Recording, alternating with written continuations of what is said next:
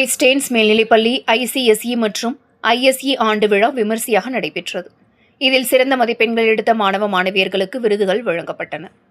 Kovai Stanes பள்ளியின் 2026-27 கல்வியாண்டிற்கான ஆண்டு பரிசு வழங்கும் விழா மற்றும் கலை நிகழ்ச்சிகள் பள்ளி வளாகத்தில் உள்ள ராஜேந்திரன் விளையாட்டு அரங்கில் நடைபெற்றது.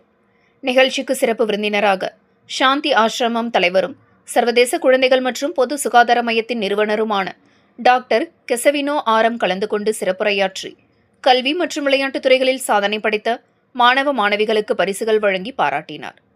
நிகழ்ச்சியின் துவக்கமாக பள்ளியின் துணை முதன்மை மாணவர் ஆரோன் யோஹான் ஜோசப் பிரார்த்தனை மற்றும் பைபிள் வாசிப்புடன் நிகழ்ச்சியை தொடங்கி வைத்தார். பள்ளி முதல்வர் ஜெனட் ஜெயபிரகாஷ் அனைவரையும் வரவேற்று பள்ளியின் ஆண்டு அறிக்கையை வாசித்தார்.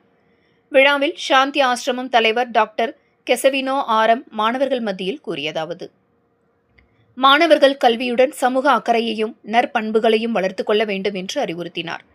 விழாவைத் தொடர்ந்து மாணவர்களின் பல்வேறு கலை நிகழ்ச்சிகள் நடைபெற்றது. இந்த இசை நிகழ்ச்சிகள் பார்வையாளர்களை கவர்ந்தன.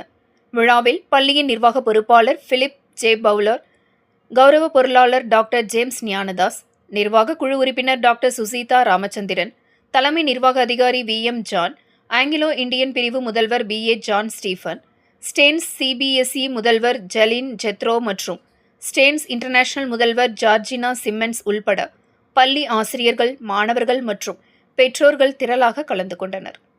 நிகழ்ச்சியின் நிறைவாக பள்ளி தலைமை மாணவர் நோயல் வின்சென்ட் கூடின்கோ மற்றும் தலைமை மாணவி அவந்திகா நன்றியுரை ஆற்றினார்.